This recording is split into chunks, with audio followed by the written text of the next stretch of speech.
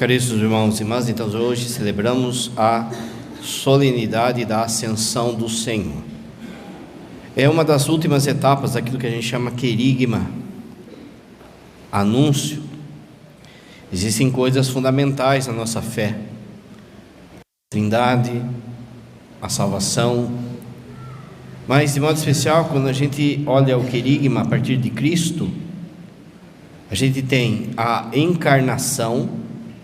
Essa palavra vai ser importante hoje. Encarnação, a cruz, morte, ressurreição, ascensão, Pentecostes e juízo final.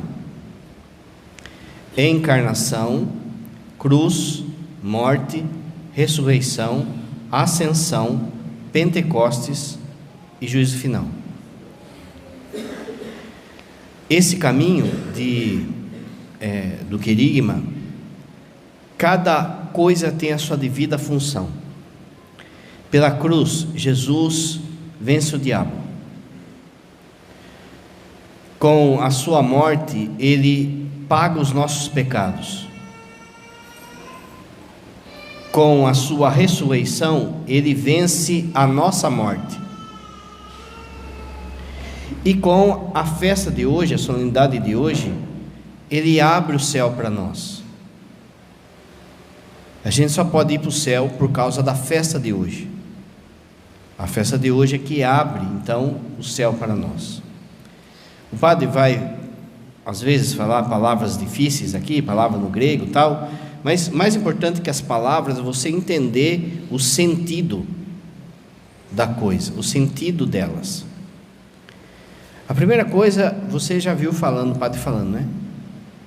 A ascensão, ela não é uma partida física de Jesus somente, mas, olha a palavra, é a exaltação da humanidade assumida de Cristo.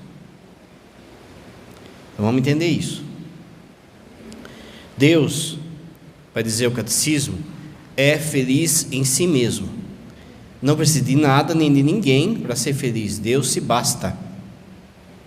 A felicidade de Deus, ela é infinita, ela é eterna. Se você vem na missa, se você reza, se você faz coisa boa, se você o adora, em Deus não muda nada. Ele é simplesmente. Esse amor, ele é trinitário. Como a gente sabe, a nossa fé é um Deus em três pessoas: Pai, Filho e Espírito Santo.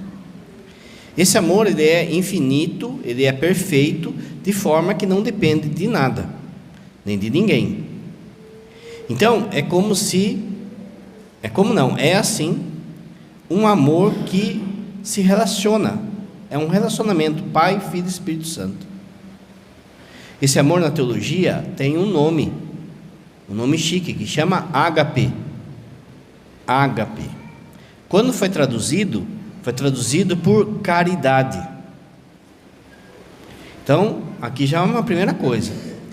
Quando a igreja, o catecismo, a Bíblia fala de caridade, não é simplesmente dar comida para pobre. Caridade é o amor que tem dentro de Deus, é o ágape.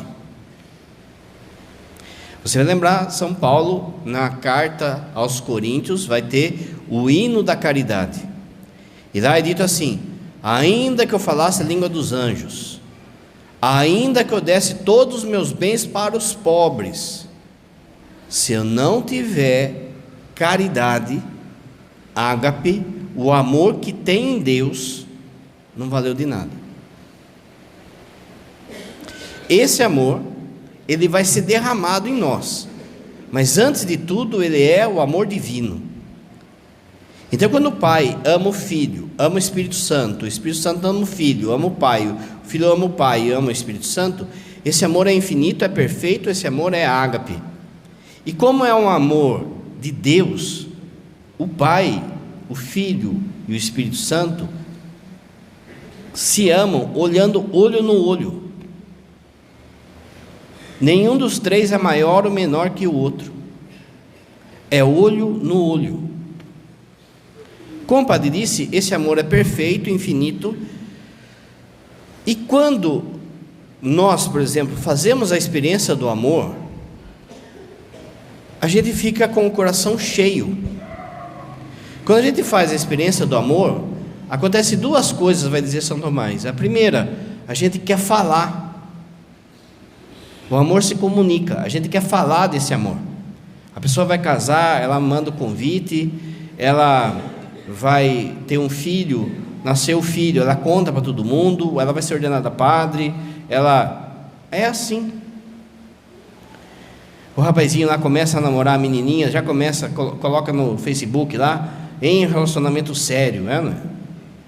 Quem vê pensa, mas está lá. Ele quer falar que ele está amando, que está sendo amado. A gente quer falar quando a gente faz a experiência do amor. A segunda coisa é que o amor nos inspira. Quando a gente faz a experiência do amor, a gente quer criar, a gente quer fazer, a gente fica inspirado. Por isso que o cara vai lá e no seu amor escreve um poema, uma música. O moleque fica aí chorando para os cantos, né? Suspirando para os cantos, escutando sertanejo universitário. Ai, ai, não é assim? O pai dele fala assim: vamos descarregar um caminhão de telha. Ele nem reclama. Ele vai com gosto, porque ele está amando. Ele vai inspirado. E ele inspira os homens aí da turma. Vamos, homens, vamos, vamos. Você fala assim: meu, de onde está vindo toda essa... Ele está amando.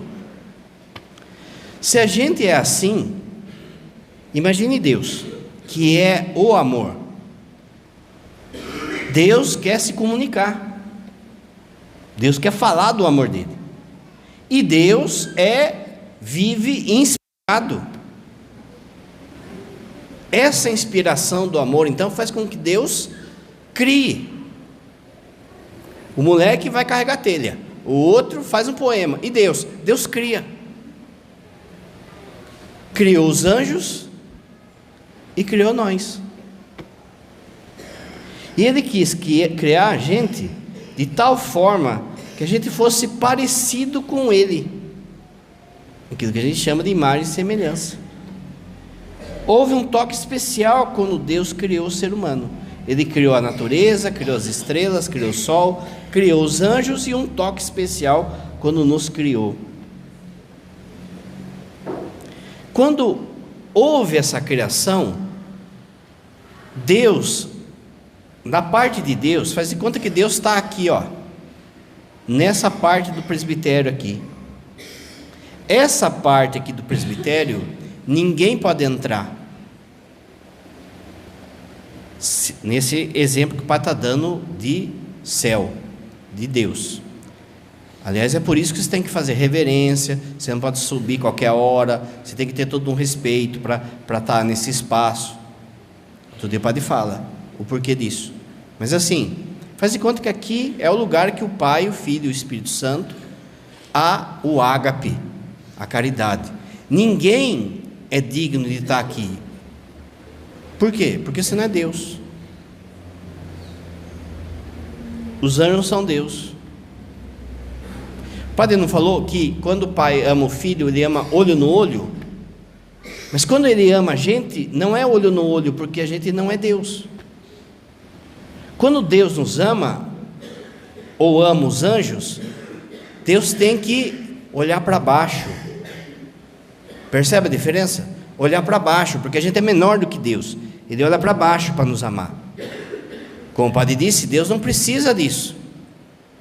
Se Ele não precisa, mas faz, se rebaixa, olha para baixo, esse amor tem um outro nome agora: misericórdia.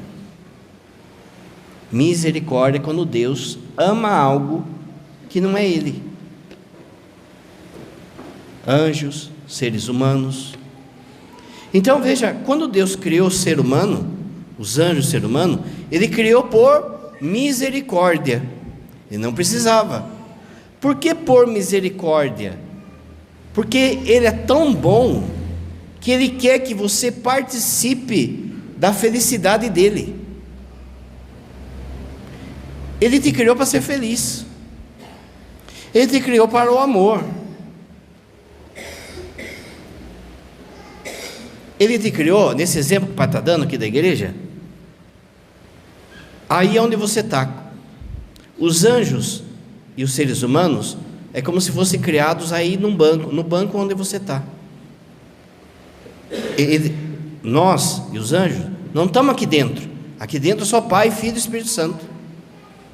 Nos criou aí, onde você está. Só que o simples fato de você assistir o amor do Pai, do Filho e do Espírito Santo já ia fazer você eternamente feliz. Só de assistir esse amor. Só que teve um anjo que falou que não queria assim.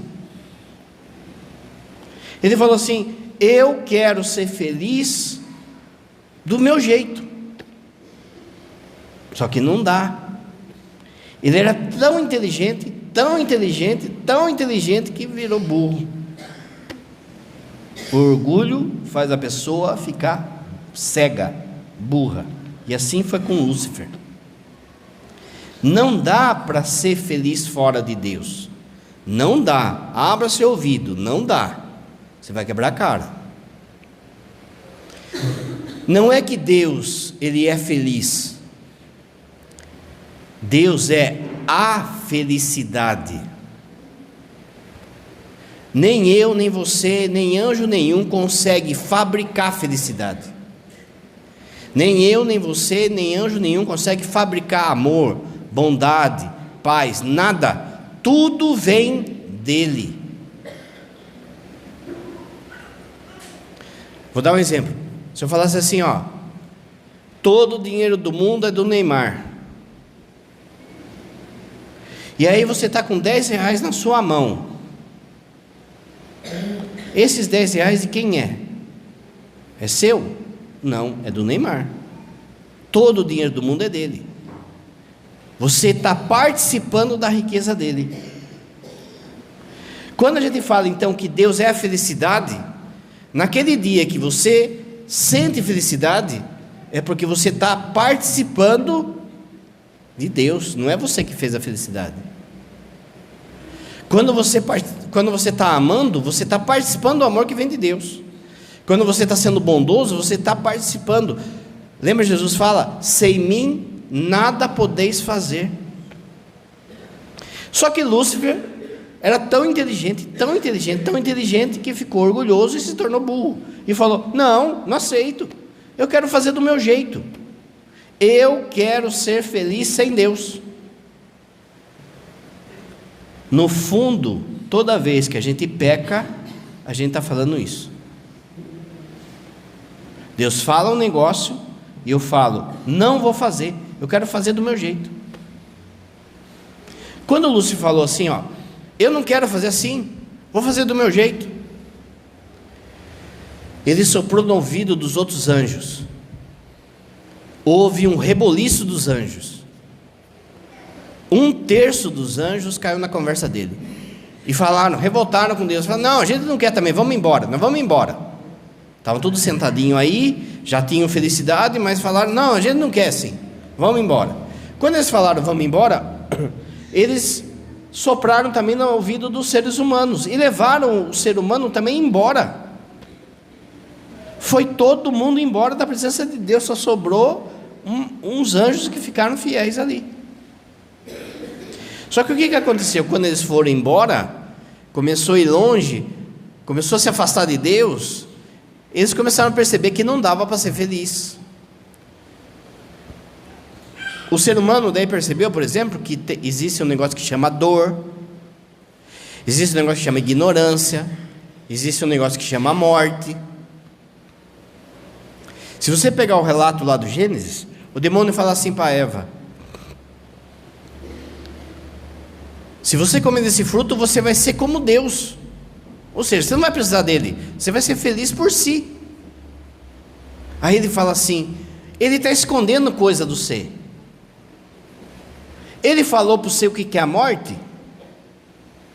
Eva falou: não falou. Aí, está vendo? O diabo vende para Eva, para Adão e Eva, que a morte é boa, que a dor é bom. Ele falou para vocês de dor? Não falou. E tá vendo? Ah, é mesmo, Deus está escondendo, né? Deus é um sacana, então vamos embora também, vamos embora. E foi embora. E aí entrou dor, sofrimento, e aí eles viram a burrada que tinham feito. Quando eles falam viram, é Adão e Eva, mas todos nós. Deus, lembra? É feliz, não precisa de nada, nem de ninguém. Deus nos criou para sermos felizes. O homem não quis. Deus podia falar assim: vocês não quiseram? Ema, ema, ema. Mas Deus não pensa que nem a gente. O diabo, vendo que ele tinha feito burrada e perdido, pensou: eu vou até as últimas consequências. Meus irmãos, isso é o caminho de um orgulhoso. Ele não volta atrás. Ele se ferra, mas não volta atrás. Quem que vai para o inferno? É uma pessoa assim, de dureza de coração, que não volta atrás. Já estou ferrado mesmo, agora eu vou ferrar de vez. Levou o bandão para longe de Deus e fez todo mundo escravo dele. Está na carta de São Paulo aos Romanos isso. Está numa música caipira aí, não é? Está todo mundo na unha do capeta, não é assim? A escravidão no tempo de Jesus não era que nem no Brasil colônia, que era uma escravidão racial. A escravidão no tempo de Jesus era por dívida. Por dívida. A pessoa ficava devendo para a outra entrava com um processo e dava um tempo para ela pagar. Olha, você tem 1 ano para me pagar. Se você não pagar, vou acionar a justiça. Se desse 1 ano, a pessoa não pagou, a polícia da época ia lá e escravizava os filhos daquela pessoa. Passou um tempinho, escravizava a esposa daquela pessoa.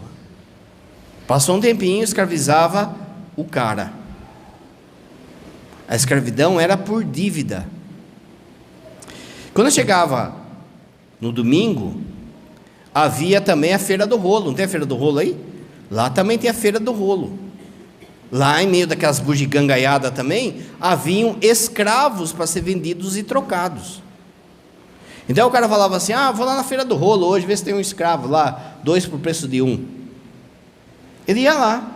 Quem que era aquelas pessoas que estavam escravos? Quem estava devendo. Às vezes ele chegava lá, estava lá andando tal, e de repente ele via um primo dele que estava ali, de escravo, um irmão dele. Aí ele falava assim: é meu sangue, não vou deixar ele escravo. Chegava lá: quanto que é esse escravo aí? sei lá, R$20 e mais a dívida dele. Então eu vou pagar. O cara pagava, o escravo passava a ser pertencente a ele. Como era parente, ele pegava a carta de escravidão e rasgava. Pronto, está livre. É isso que Jesus fez conosco. Estava todo mundo escravo do diabo. Jesus chega lá e fala: quanto que é a dívida dele? Faz a conta aí do seu pecado, da sua vida inteira, quanto que vai dar, você acha? Agora soma de todas as pessoas, de todos os tempos, o tamanho dessa conta. Então é como se o diabo falasse um número lá, e Jesus falasse assim: tá bom, eu pago isso aí. Porque pensa só, quanto que vale uma gotinha do sangue de Jesus? Uma gotinha do sangue de Jesus vale mais do que o pecado do mundo inteiro. Quando a gente vai dar, por exemplo, a primeira comunhão, o padre faz a intenção. O que é a intenção? O padre pega a hóstia, molha no sangue e dá para a pessoa que vai fazer a primeira comunhão. Por muitas vezes, e aí o padre vem com o pratinho, para não cair, para não pingar. Às vezes pinga, o sangue de Cristo pinga naquele pratinho. Aquele pinguinho do sangue de Jesus serve para pagar o pecado de todo mundo, de todos os tempos. Só que Jesus não quer dar só um pinguinho de sangue, Ele dá tudo. Ele entrega todo o seu sangue. Então, Jesus paga com sobra. Paga com sobra. Ele paga e nos liberta lá da mão do diabo. Lembra da cruz? A cruz nos liberta do diabo. Jesus vence o diabo pela cruz. E aí, ele fala para a cambada, para nós: vamos voltar para a casa do Pai. Quem tiver colado nele, volta. Quem não tiver colado, se perde no caminho. Depois o padre volta a falar disso. Ele volta com a turma. Quando Jesus volta, ele não vai, ele como Deus, ele não vai sentar no banco. Ele vai vir aqui, porque ele é Deus. Só que agora ele entra aqui diferente de como ele saiu. Presta atenção. Lá em cima, Pai, Filho e Espírito Santo. O Filho não tinha boca, zóio, cabelo, braço. Ele era a segunda pessoa da Trindade. Quando a Virgem Maria fala sim, ele desce e se faz homem. Encarnação, lembra o padre falou? Olha só, encarnação, carne, encarnação. Aonde que Jesus, aonde que a segunda pessoa da Trindade se faz homem, se faz carne, tem um lugar: o ventre de Maria. No ventre de Maria, Jesus agora tem boca, mão, braço, corpo, alma, no ventre dela. E aí vem gente e fala: qualquer uma. Não dá para ser qualquer uma. No ventre dela, Deus se fez homem. Presta atenção nisso aqui. No ventre dela, o céu e a terra se uniram. No ventre dela. Não dava para ser qualquer uma. Não podia ser um solo sujo pelo pecado. Não podia. É Deus que vai morar lá. Outro dia o padre explica isso da Imaculada. Por que então que ela é Imaculada? Mas se botar a cachola para funcionar, você já vai entender já. Olha só. Ele se faz homem no seio dela. Agora, o Filho de Deus, ele é Deus e homem. Ele nasce, cresce, prega, morre na cruz, ressuscita, e aí vem a festa de hoje. O que é a festa de hoje? Ele volta para o Pai. Lembra da volta? Só que repara, que ele volta diferente de como ele saiu. Quando ele saiu, ele não tinha corpo, não tinha alma. Agora que ele se fez homem no seio dela, ele volta diferente. Ele volta com algo que é nosso. Ele se fez semelhante a nós, para que a gente seja semelhante a Ele. Então, meus irmãos, prestem atenção. Essa volta de Jesus, essa festa de hoje, como Jesus voltou aqui no seio do Pai, Ele levou a humanidade, corpo e alma, aqui dentro. Quando Ele levou aqui dentro, Ele puxa tudo nós junto. Igual rabeira de caminhão. Sabe a criança que não pega a rabeira de caminhão? Ele puxou tudo nós para cá. Lembra que antes o céu era sentadinho aí no banco. Agora não é mais. Agora é aqui dentro. De forma que Jesus consertou de tal forma que melhorou. Ficou melhor para nós. A gente canta isso no Sábado Santo. Ó feliz culpa de Adão, por causa disso veio tão grande salvação. Ou seja, a gente chega a elogiar a burrada de Adão. Por quê? Porque Jesus veio e deu uma coisa muito melhor. O céu agora para nós não vai ser assistir o amor da Trindade. O céu para nós agora vai ser participar do amor da Trindade. A gente vai ser um com Ele.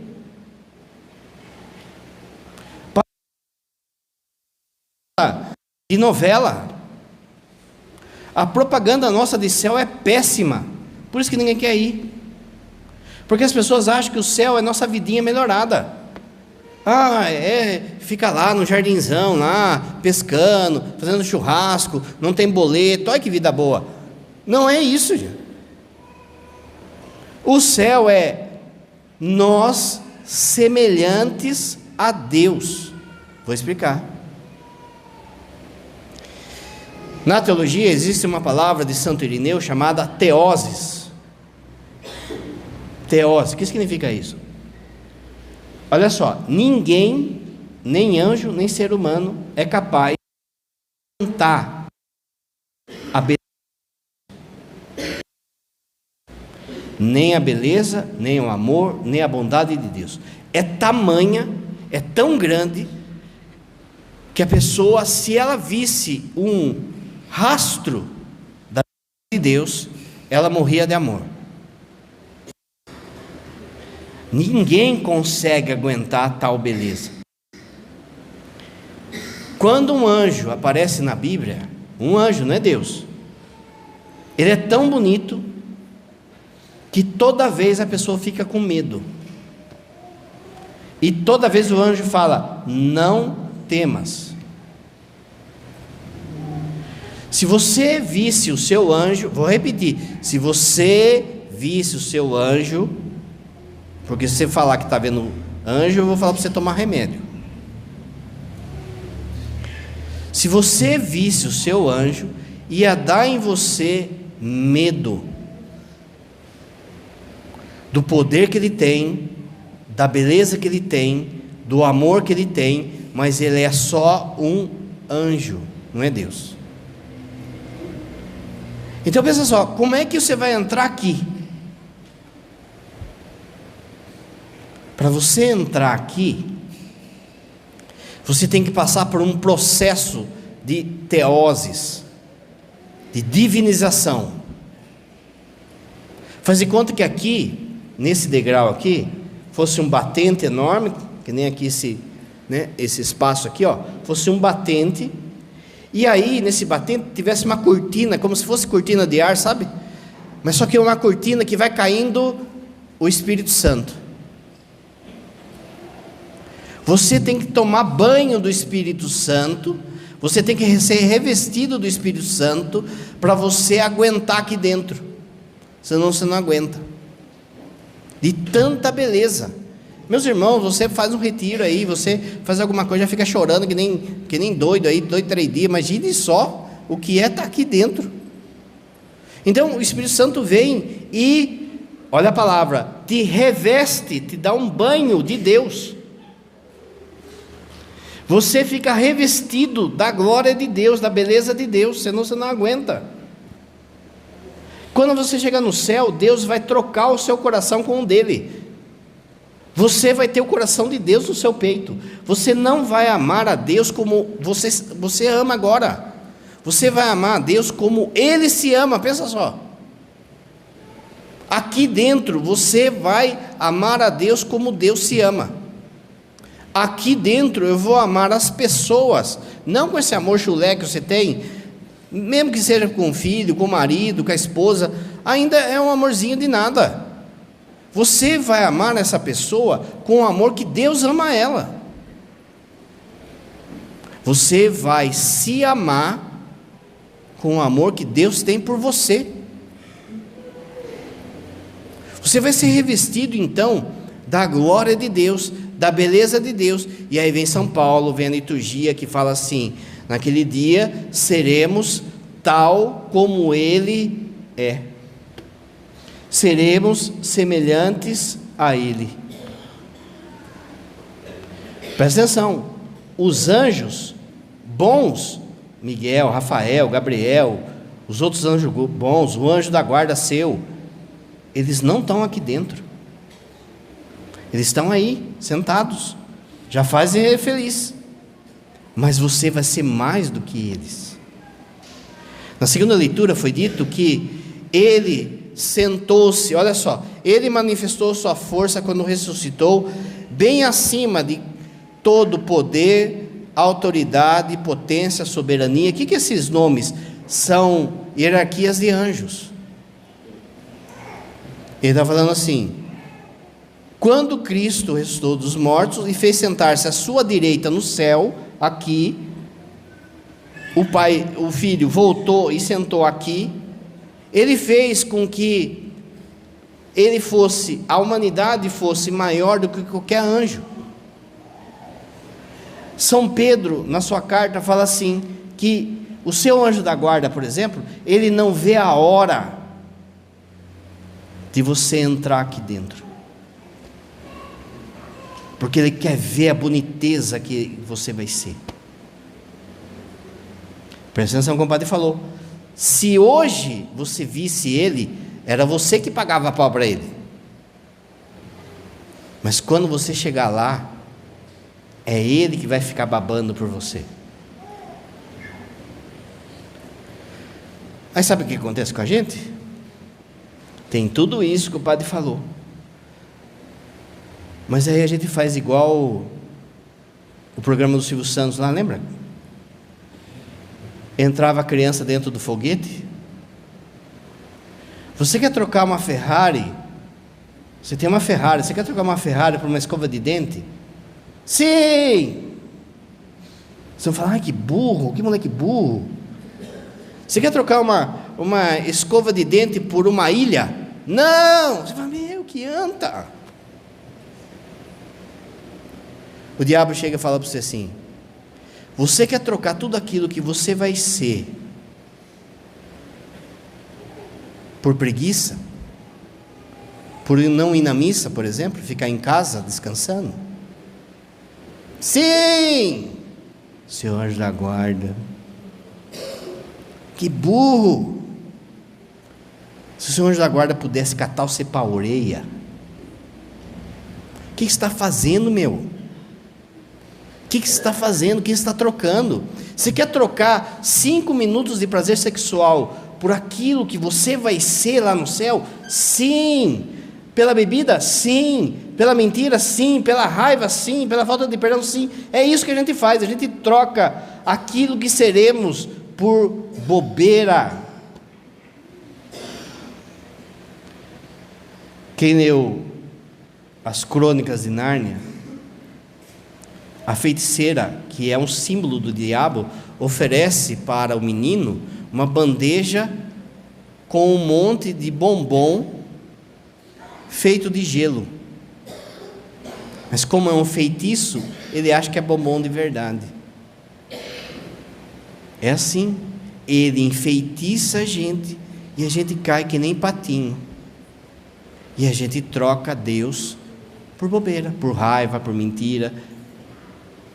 Lembra que o padre falou que para você entrar com ele, você tem que estar colado nele, não tem jeito.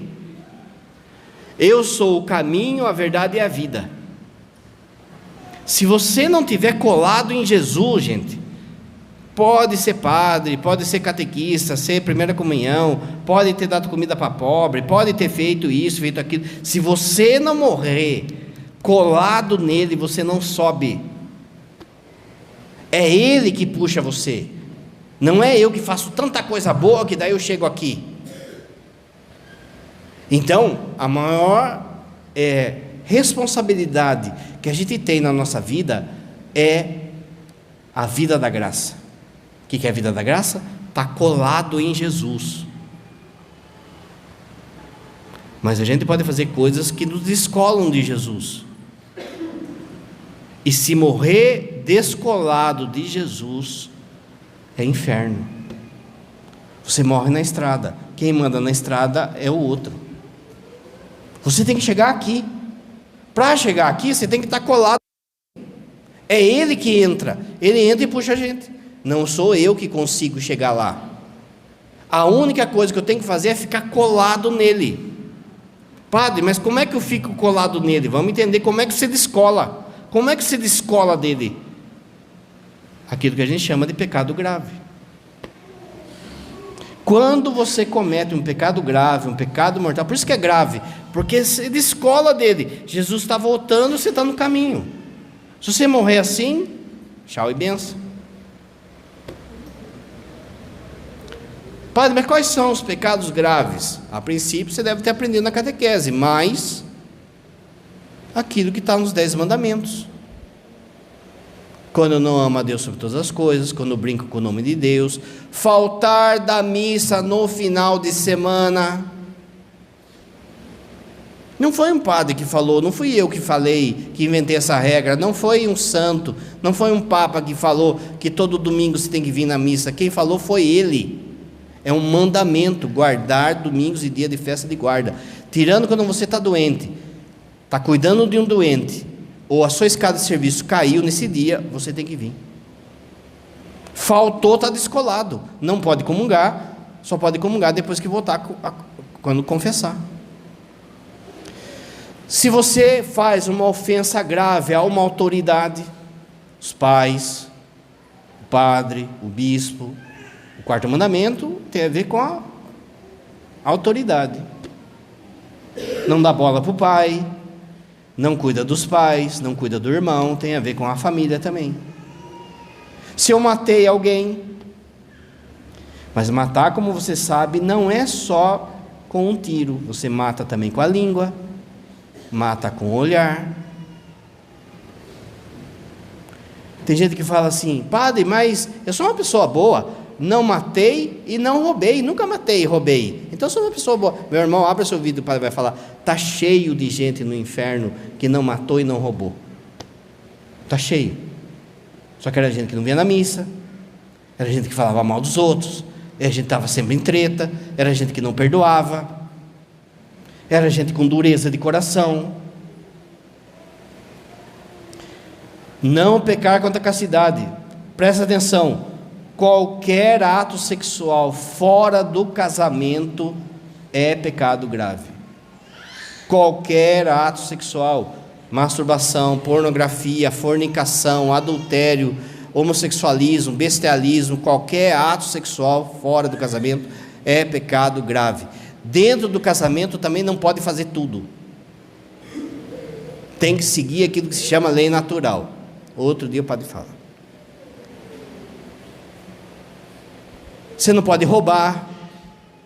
Padre, mas foi uma chave de fenda. É seu? Não. Você pediu? Não. Então você roubou. Fui lá, peguei a mudinha. O padre sempre fala, né? Fui lá, peguei a mudinha da vizinha, a mudinha da planta da vizinha. Você pediu? Não. Ela sabe? Não. É seu? Não. Então você pegou algo que não é seu. Não importa se é uma muda. É lógico que a batata assa mais um cara que rouba aí, sei lá, 1 milhão aí dos pobres, sei lá. Mas roubo é roubo. Como que anda a minha língua? Tem língua que desprega a pessoa de Jesus.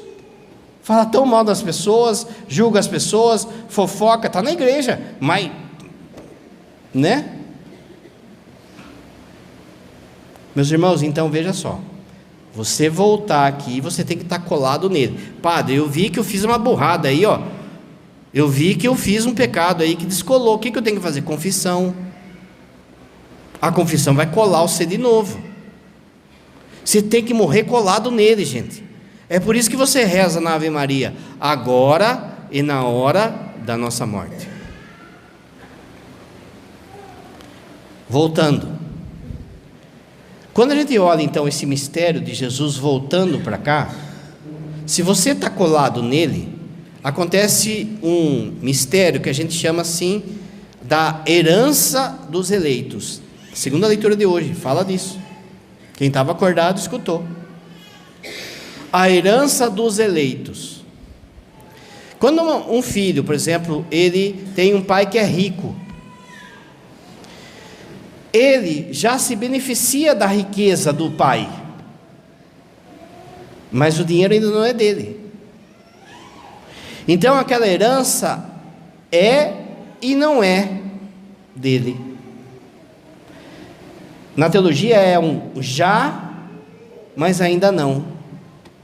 Ou seja, você colado em Jesus já se beneficia das coisas do céu, mas ainda não de modo perfeito daquilo que você vai ser.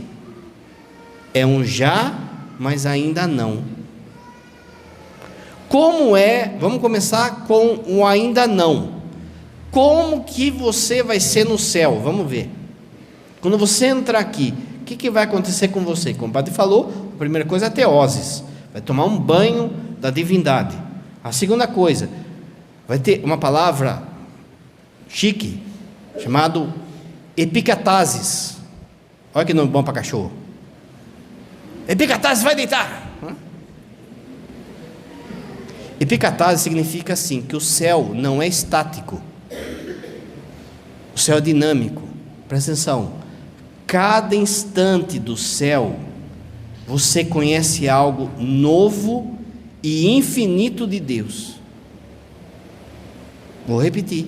Cada instante, cada segundo, entre aspas, do céu, você conhece algo novo e infinito de Deus. Até quando? Não tem fim. Você nunca vai enjoar do céu, nunca, porque cada hora você vai olhar uma coisa, uma boniteza diferente de Deus, algo diferente de Deus, cada hora. E para você olhar, o seu coração vai crescendo, e olha mais um pouco e cresce mais, e olha mais um pouco e cresce mais, de forma que não tem fim isso. Se você olhar a Deus e ter o seu coração crescendo cada vez que você admira a Deus, isso também vai fazer com que a sua alegria nunca acabe. A alegria do céu não é passageira. Aqui a sua alegria é passageira, lá não. Não vai ter fim. A cada instante você vai ver algo novo. Você não vai enjoar, não vai ter jeito de empapuçar, não aguento mais. Não vai ter jeito, porque cada instante é algo novo. São Tomás vai falar que a paz é repousar naquilo que se ama. Você vai olhar para aquilo e vai estar em paz. Você não vai precisar mais de nada. Não vai ter fome, não vai ter sede, não vai precisar de bens, não vai ficar preocupado com o filho, não vai preocupado com não sei o que, com dor no pé, com não sei o que, porque você está vendo Deus. Você vai ter paz, vai ter alegria, vai ter a bondade, o amor, tudo que Deus tem você vai ter.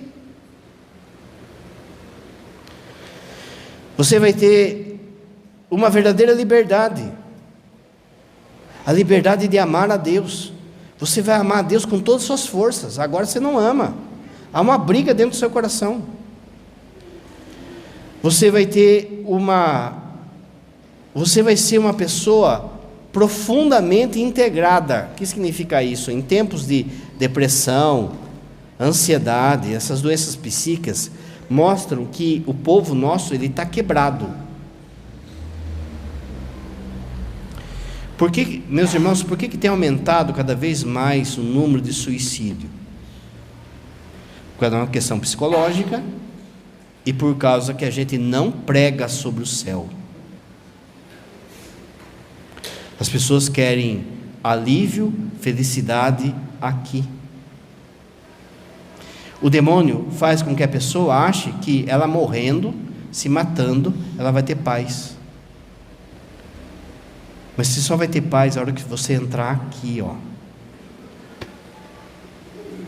Você só vai ter alegria, felicidade. Até lá é uma luta. Voltar para a casa do Pai é uma luta. E sabe qual é o pior inimigo dessa volta? Não é o diabo, não são as pessoas, é você mesmo. Você se sabota.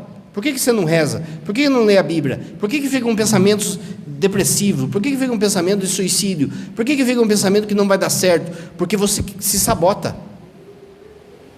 Você precisa olhar para o alto. Na oração final da missa de hoje vai falar que a gente precisa ter os olhos para o alto, para aquilo que a gente vai ser. Se a gente ficar olhando as tretas aqui, você desanima. Mas a justiça, a felicidade não é aqui. Quem está vendendo isso não é evangelho de nosso Senhor. Meus irmãos, esse negócio da turma ter indo embora da igreja para outras igrejas, não é culpa da igreja, isso é um sintoma das pessoas. Isso é um sintoma de que as pessoas querem um Deus fácil, as pessoas querem o gênio da lâmpada, que satisfaçam o ego delas, a necessidade material delas. Por que um moleque de 10 anos, de 15 anos, ganha 10 mil reais para gritar The King, the Power? Porque tem tonto que vai atrás, acreditando em promessa furada, de que vai curar câncer, que vai curar isso, vai curar aquilo. Ué, a pessoa não vai morrer? Não vai morrer nunca? Vai ficar... É isso que Jesus pregou? É isso que Jesus falou? Quem me seguir vai ter vida mansa, vai dar tudo certo? É isso que ele falou? Não, ele falou aqui: tereis vida em abundância, vida aqui, não aí. Aí é caminho de volta, e cansa, e dói, e eu não estou pronto, meu irmão não está pronto, e aí a gente tem que se virar para voltar junto ainda. Ou você acha que você vai chegar aqui sem falar com alguém? Você está aqui no céuzão, aqui de boa, vendo Deus, aí encontra lá com o seu vizinho, que você não fala com ele. Ah, vou virar a cara para ele. Vou pular de nuvem. Ou você resolve aí, ou não entra aqui. Não é isso que Jesus fala? Antes de fazer a sua oferta, vai e restitui com o seu irmão. As coisas que a gente tem que ajeitar é agora, gente, é agora. Para com essa história de que, mas eu só me ferro, mas não sei o quê. Qual a novidade? Qual a novidade? Quanto mais você for dele, mais as pessoas vão incompreender você. As pessoas não estão nem aí com quem adora o diabo, não estão nem aí com quem está bebendo, com quem está na droga, não quer, mas as pessoas implicam com o que você vê na missa. Qual é a novidade? Olha os santos. Meus irmãos, o caminho de volta requer fidelidade. Mas para essa fidelidade eu tenho que olhar para aquilo que eu vou ser, senão eu não aguento. No quartel, olha só, não parece, né? Meu padre serve o quartel. E aí às vezes saía para correr.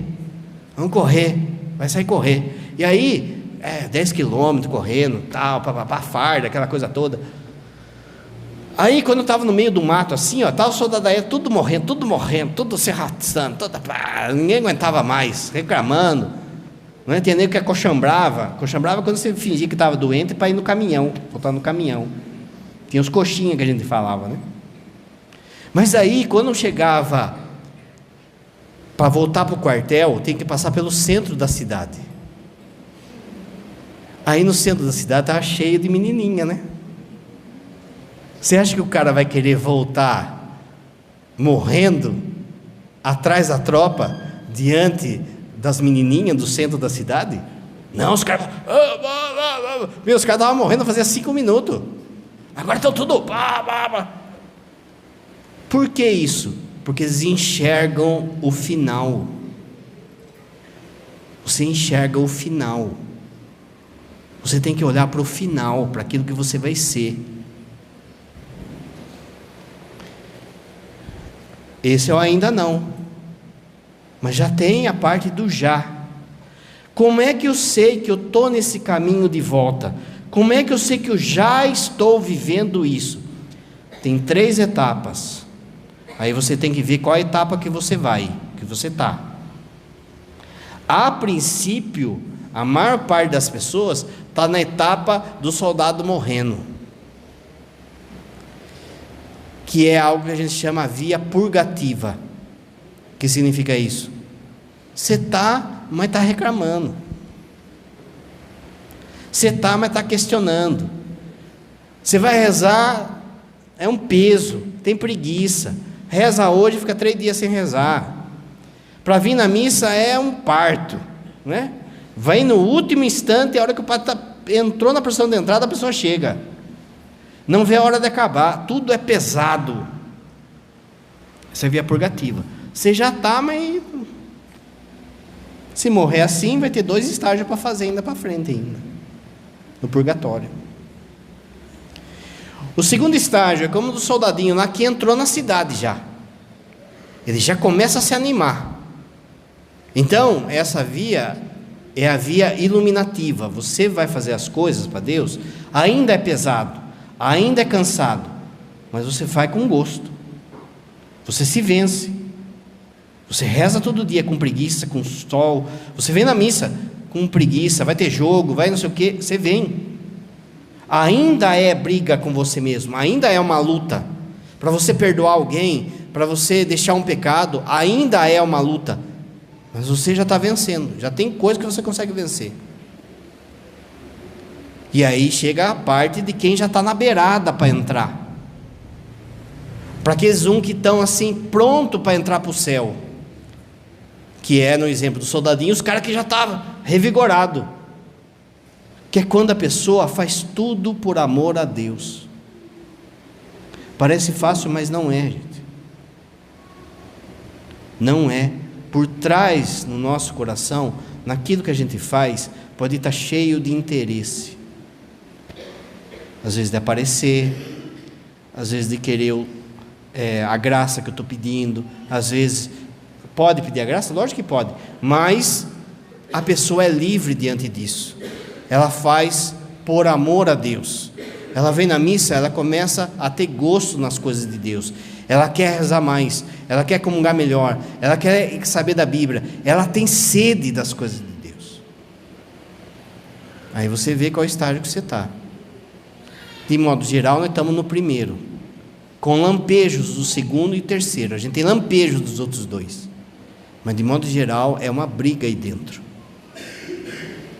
É um já, mas ainda não.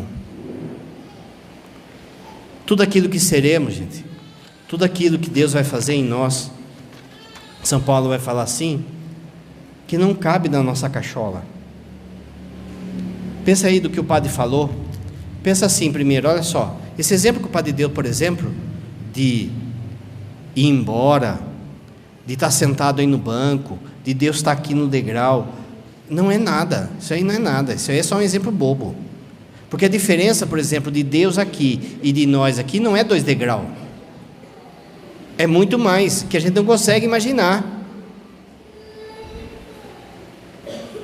Pensa agora, diante do que o padre falou, o que é o céu. Não é nada disso que você pensou. Porque sempre vai ser mais do que a gente pode imaginar. São Paulo vai falar isso. Ninguém consegue nem imaginar o que seremos. Nem os anjos conseguem imaginar. O padre não falou que os anjos estão esperando quando você chegar lá? Para de trocar Deus por qualquer coisinha, como o moleque lá do foguete do Silvio Santos. Para de ficar descolado de Jesus por qualquer coisa, porque você não sabe quando Deus vai te chamar. Creia em Deus Pai Todo-Poderoso,